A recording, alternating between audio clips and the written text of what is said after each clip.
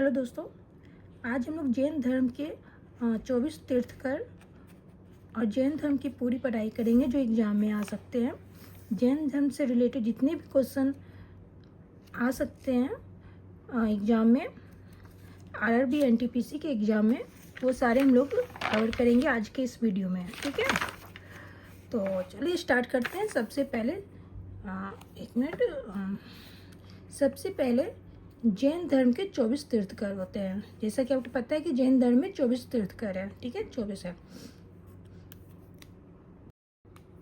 जैसा कि आपको पता है 24 तीर्थकर होते हैं और एग्जाम में आरआरबी एनटीपीसी के एग्जाम में तीर्थकर, जितने भी तीर्थकर है मतलब 24 तीर्थकर है, उसके प्रतीक चिन्ह भी एग्जाम में पूछ लिए जाते हैं। 24 तीर्थकर में किसी भी एक के प्रतीक चिन्ह पूछ लिए जाएंगे। ठीक है, तो चलिए स्टार्ट करते हैं। तीर्थकर पहला तीर्थकर है ऋषभदेव, जिसकी प्रतीक चिन्ह है सांड। अजीतनाथ दूसरा तीर्थकर है अजीतनाथ, इसके प्रतीक चिन्ह क्या है? हाथी है। संभवनाथ, इसके प्रतीक चिन्ह है घोड़ा। अभिनंदन स्वामी, इसके प्रतीक चिन्ह है बंदर। सुमतिनाथ, इसके प्रतीक चिन्ह है चकवा। पद्म प्रभु, इसके प्रतीक चिन्ह है कमल। सुपार्श्वनाथ के प्रतीक चिन्ह है स्वास्तिक। चंद्र प्रभु के प्रतीक चिन्ह है चंद्रमा। सुविधिनाथ के प्रतीक चिन्ह है मगर। शीतलनाथ के प्रतीक चिन्ह है कल्प वृक्ष।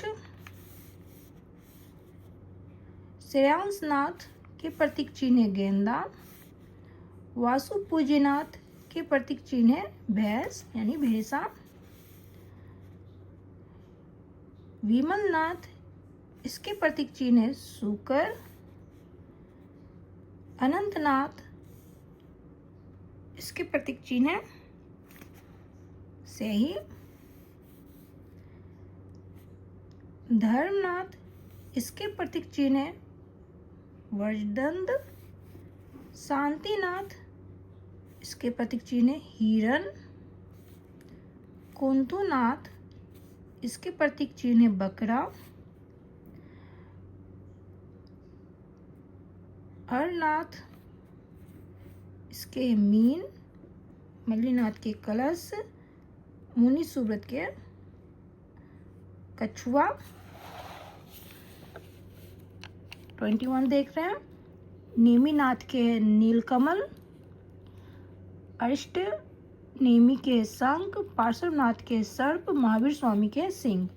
ठीक है, ये 24 तीर्थकर है, जिसमें से मोस्ट इम्पोर्टेंट प्रतीक मुझे आई थिंक ये ज़्यादा इम्पोर्टेंट है। महावीर स्वामी के प्रतीक चिन्ह है सिंह। पार्श्वनाथ जो मोस्ट इम्पोर्टेंट है उस पर स्टार मार्क दे देते हैं, जिसके प्रतीक चिन्ह के बारे में एग्जाम में पूछ लिए जाएंगे।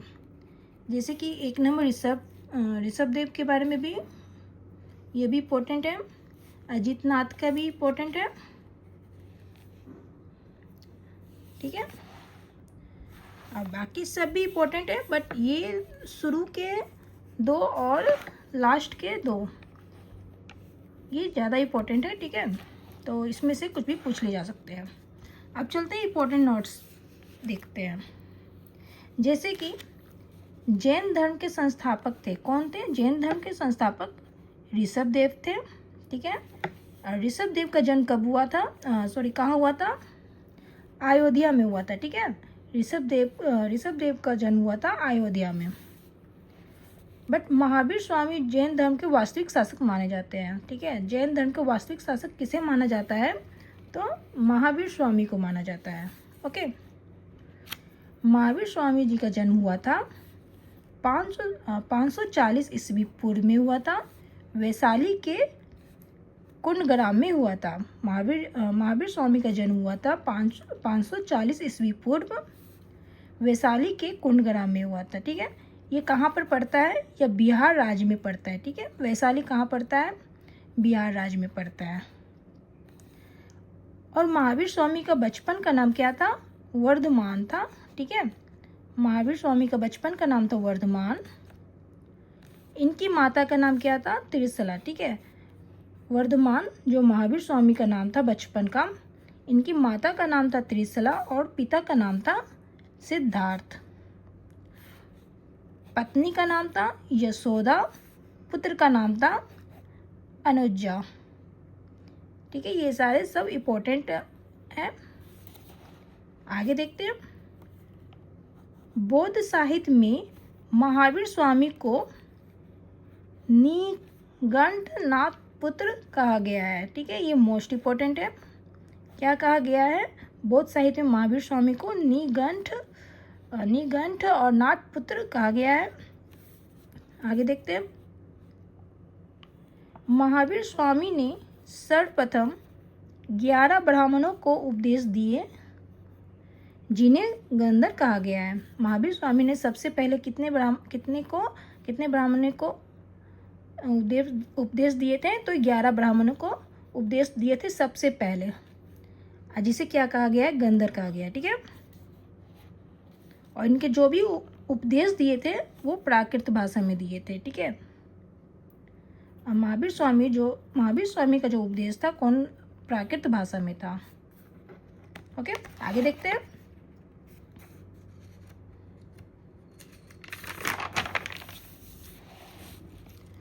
और प्रथम शिष्य कौन था? जमाली। ठीक है, प्रथम शिष्य कौन था महावीर स्वामी का? तो जमाली था।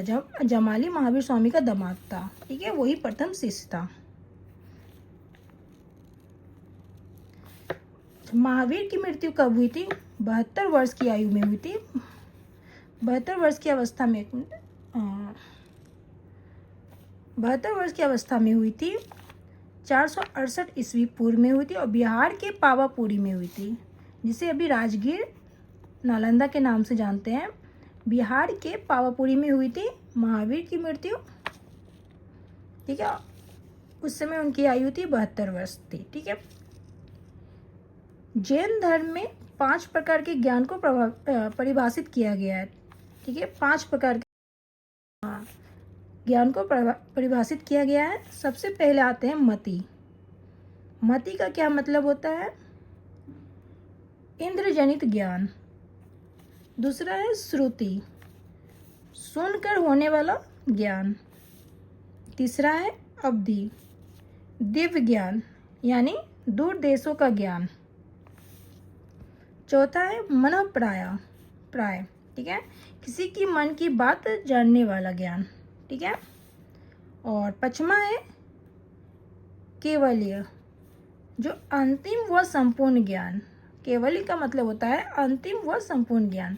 ये 5 ज्ञान है जो परिभाषित हुई है। पहला है मति, दूसरा श्रुति, तीसरा अवधि, चौथा मन प्राय और पांचवा केवल्य। ठीक है, अब आते हैं हम लोग जैन संगीतिया में। प्रथम जैन संगीतिया कब हुई थी? 300 ईस्वी पूर्व में हुई थी। ओके, कहाँ पे हुई थी? तो पाटलिपुत्र में हुई थी। और यदि इसके अध्यक्ष कौन थे? तो स्थलभद्र थे। ये मोस्ट इम्पोर्टेंट है जैन संगीतिया। ये एग्जाम में हमेशा आते हैं जैन संगीतिया। ठीक है, प्रथम हुई थी 300 ईस्वी पूर्व में पाटलिपुत्र में और इसके अध्यक्ष थे स्थलभद्र।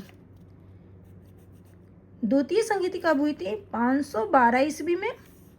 कहाँ हुई थी? वल्लभी में, जिसे अभी उसे गुजरात के नाम से जानते हैं। ओके, और अध्यक्ष कौन थे? देवराधि क्षमा श्रवण्य।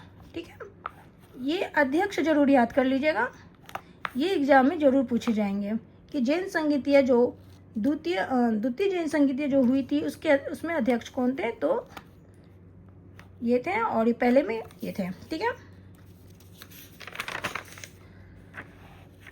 आई थिंक मुझे लगता है मैंने आज जितना भी जैन धर्म के बारे में बताया आप लोगों को याद हो गया होगा, इसी वीडियो में समझ में आ गया होगा। तो जैन धर्म से इससे ज़्यादा कुछ नहीं आते हैं, बस जैन धर्म से अगर प्रश्न आएंगे जीके में तो बस इसी में ही आएंगे, ठीक है। और ये याद रखिएगा, जैन धर्म के 24 तीर्थकर में प्रतीक चिन्ह जरूर याद कर लीजिएगा। शुरू का 2 या फिर 3 और लास्ट का 3, ठीक है, ये जरूर याद कर लीजिएगा। बाकी ये सभी इंपॉर्टेंट है, कहीं एग्जाम में कहीं भी से भी पूछे जा सकते हैं, बट ज़्यादा इंपॉर्टेंट शुरू का 3 होता है और लास्ट का 3 होता है। स्टार्ट में 3 और लास्ट में, ठीक है। अभी के लिए इतना ही, फिर मिलते हैं नेक्स्ट वीडियो में। अगर ये वीडियो पसंद आया तो ज़रूर बताएं, तो मैं नेक्स्ट वीडियो में बौद्ध धर्म के बारे में हम लोग जानेंगे, ठीक है।